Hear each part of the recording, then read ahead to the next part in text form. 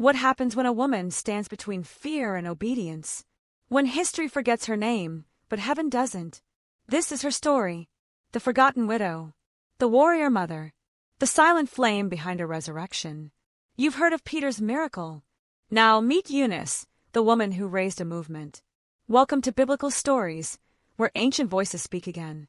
This series, Royal Diaries, Women Behind the Thrones, brings you emotional first-person stories of queens, mothers, and heroines of the Bible. Not in scrolls, but in breath and heartbeat. If you're searching for purpose in hidden places, this is where your soul listens. Now, enter the world of Eunice, as told in her own voice. I was never called a queen, but I carried the crown of a mother's burden. My hands were not adorned with jewels, but they cradled the future in silence. When others laughed at my simplicity, they did not know the war I fought every morning just to believe again.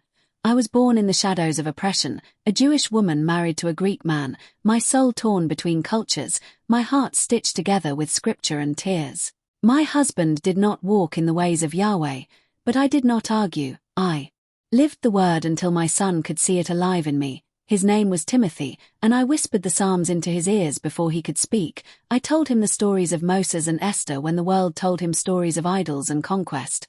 I raised him not for myself, but for a generation I would never meet, not with power, not with freedom, but with faith that burns quiet like oil in a lamp, faith that doesn't shout, it endures. When people saw me walking in the marketplace, they saw only a woman of compromise, a Jew who married outside the covenant, a mother with no status, no voice, no synagogue of her own. But they didn't see the late nights when I knelt by the window, praying that God would take my little boy and make him into a lion. They didn't hear the prayers I sewed into every hem of his clothing, the silent scriptures I whispered over every meal, the songs of Zion that danced through our home like the wind. I could not force my husband to believe, but I could flood the house with so much love that doubt felt like a foreign language, and so I chose to wage war not with swords, but with the word. I fought unbelief with gentleness, confusion with kindness, and fear with consistency. Some mornings I wanted to give up. I watched the temple grow more distant, the culture of my people feel more like memory than reality. The voices outside told me I had failed before I even started, but then I'd see Timothy, reading the scrolls with wonder in his eyes, and I knew my womb had birthed more than a child, it had birthed a calling. Every sacrifice, every quiet act of courage, was a seed buried in the soil of his soul, and I kept watering. Even when it felt pointless, even when no one praised me, even when no one noticed. Because I was not raising a boy, I was raising a voice that would one day echo through churches I'd never see, in lands I'd never visit. My mother, Lois, was my fortress. When I doubted, she reminded me who we were. 3 generations of women holding the line of faith in a world that tried to silence us. She was old, but her spirit was young with prophecy.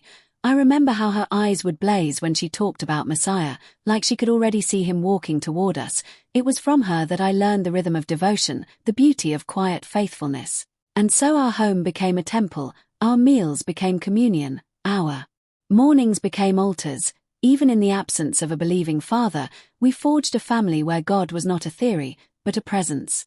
I didn't know then that Paul would one day come into our lives like a storm of fire.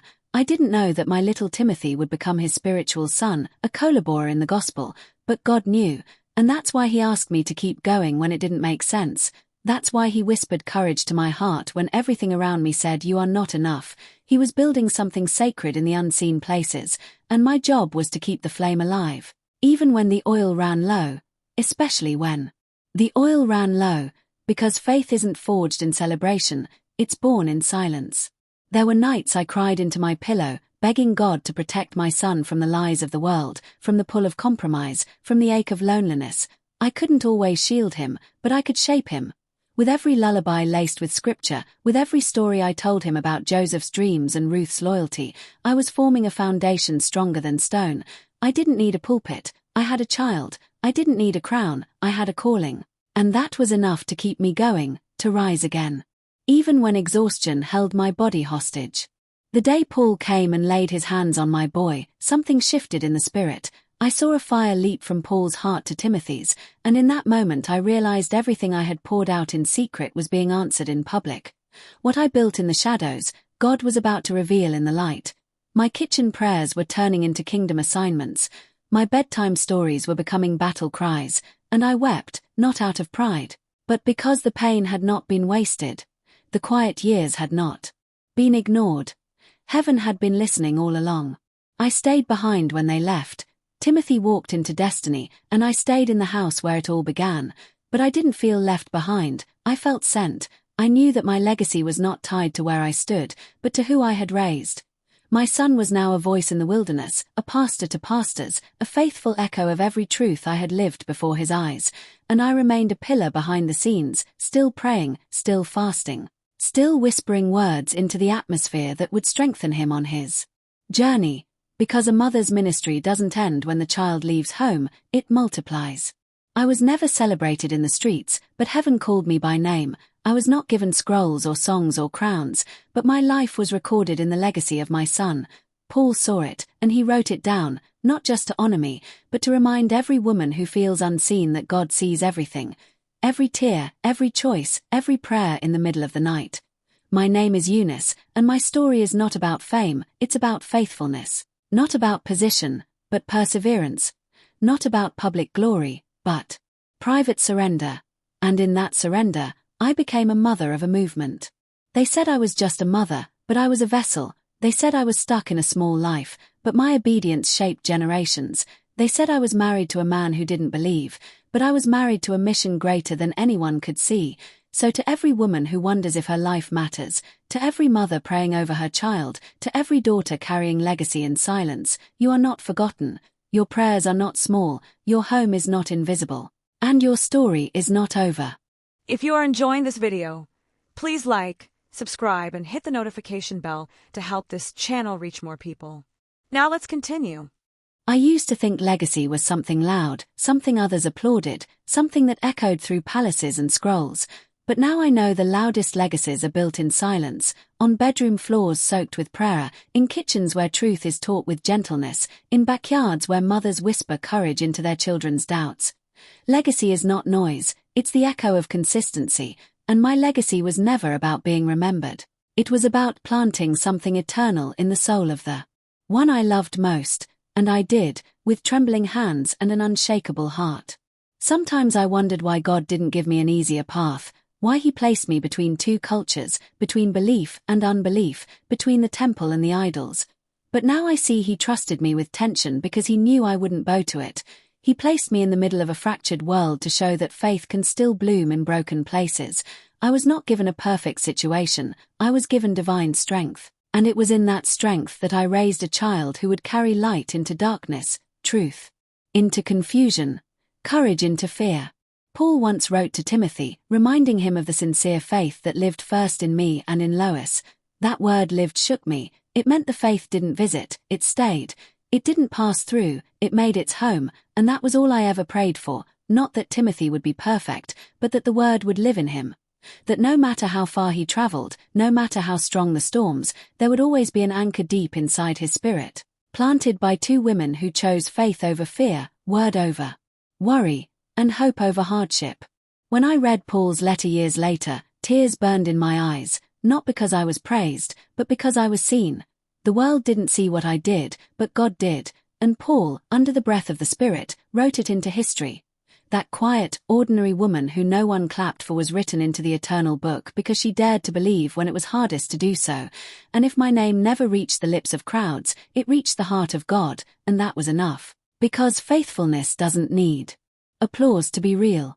I think of the mothers today, tired and unseen, folding laundry and speaking life, cooking meals while breaking generational curses, reading scripture aloud when no one is listening. I want to tell them, don't stop.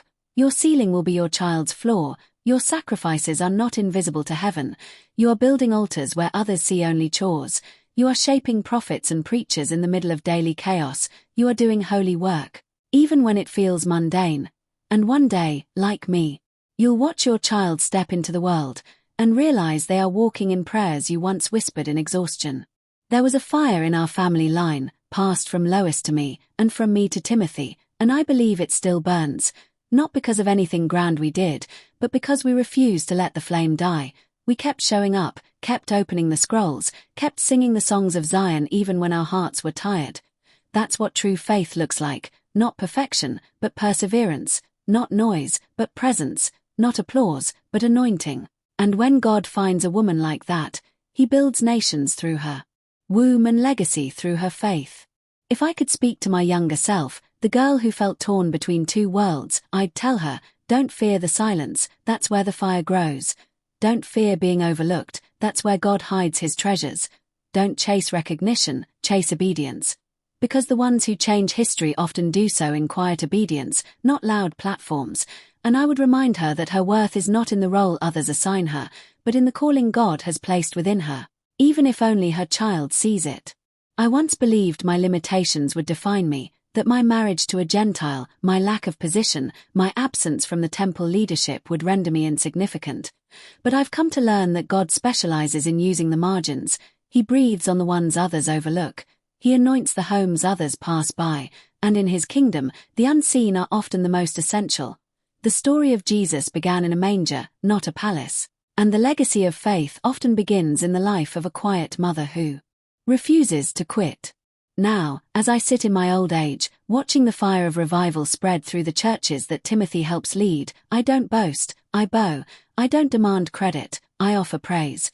Because I know now that I was only ever the vessel, the soil where the seed was planted, and I am content, deeply content, to be part of something bigger than myself. The kind of legacy that doesn't die when the body does, but continues in the echo of lives changed, churches planted, and hearts set on fire. And so, to every woman listening, if you feel unseen, undervalued, ordinary, remember Eunice, remember me. Remember that the kingdom of God is not built by celebrities, but by the faithful.